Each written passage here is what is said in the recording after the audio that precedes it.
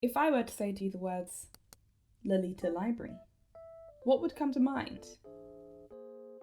This wonderful website, of course. Now, it's no secret that this expansive collection of Lolita items is extremely popular within the Lolita community, but there's something we, the loving community that we are, cannot agree on.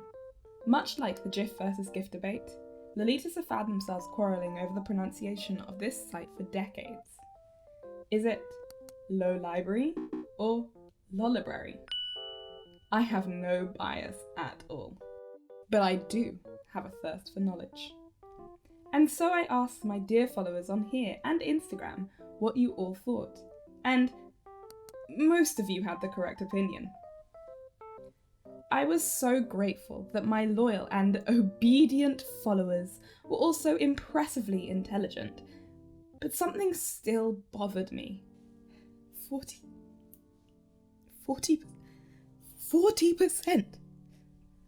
40%, I'm sorry, this just hurts so much.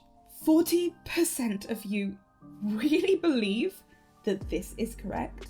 This butcheringity of English? This fraudulent using of our beautiful language? I am ashamed. Ashamed.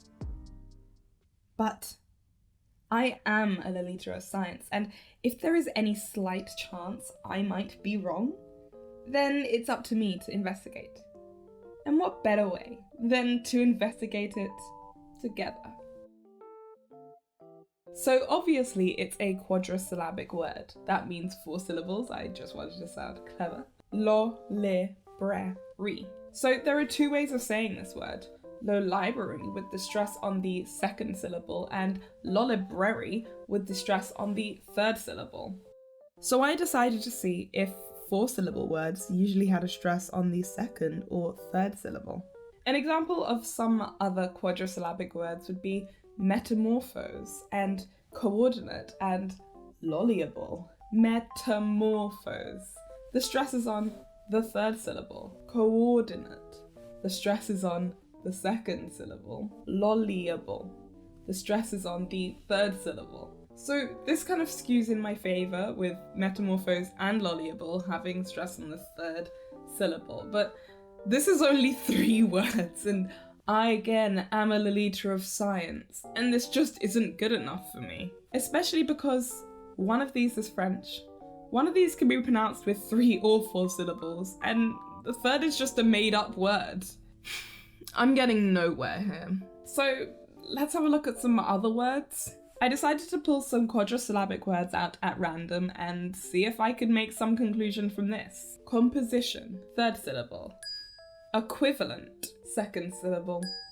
Declaration, I think that's the 3rd syllable. Machinery, 2nd syllable. Controversy, 2nd syllable. Understanding, 3rd syllable. And intelligence, 2nd syllable. So 4 of these words have a stress on the 2nd syllable and 3 of them have a stress on the 3rd syllable. So I was getting nowhere here either. It all seemed lost. But then I found a rule. Yes, a rule. When it comes to quadrisyllabic words and where the stress is, in general, if a word ends in an E sound, the stress is on the 2nd syllable. Great. That really helped my case. By this point, I'm disheartened. Maybe I've been wrong this whole time. I mean, the creators of Lolibrary, Lolibrary did say that it was pronounced the library after all. I should just know when to throw the towel in. But then, the creator of GIF said it was GIF, and what did he know? Maybe creators can be wrong about their own things. Sometimes. Yeah. Maybe they can. So I decided to research some more, and by research I mean stare at the word lolibrary for a while and see if I had a eureka moment. And wouldn't you know, I did. You see, lolibrary isn't just a quadrisyllabic word, it's 2 words chopped up and stuck together. An abomination of the English language, much like the words motel and Infomercial. Most embarrassing behaviour, am I right? But lucky for us, we have a word to describe such abominations. Portmanteaus. And so it doesn't follow the same rules as your normal quadrisyllabic words. If possible, portmanteaus will take equal portions of the two words they're smushing together, as seen in infomercial again, and motel. What about Oxbridge, affluenza, and sitcom? Sitcom. Unless a portmanteau would sound absolutely disgustingly terrible, and I mean marry up it terrible, with equal syllables, then they tend to follow that pattern. Which brings us to lolibrary. And here, my friends, is why it is lolibrary and not lolibrary. And so it seemed like I had figured it out. I was finally showing the evidence to prove my biased theory, and I felt great. But I wanted to back it up further. As good as I felt, this alone was not enough for me. General consensus and linguistic evidence could not satisfy my scientific heart. I had more.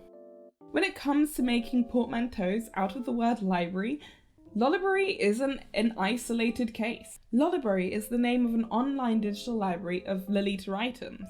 eBrary was the name of an online digital library which held over 100,000 scholarly ebooks. Do you see the resemblance? And also, need I say more? Both of these are websites started in the early mid-2010s.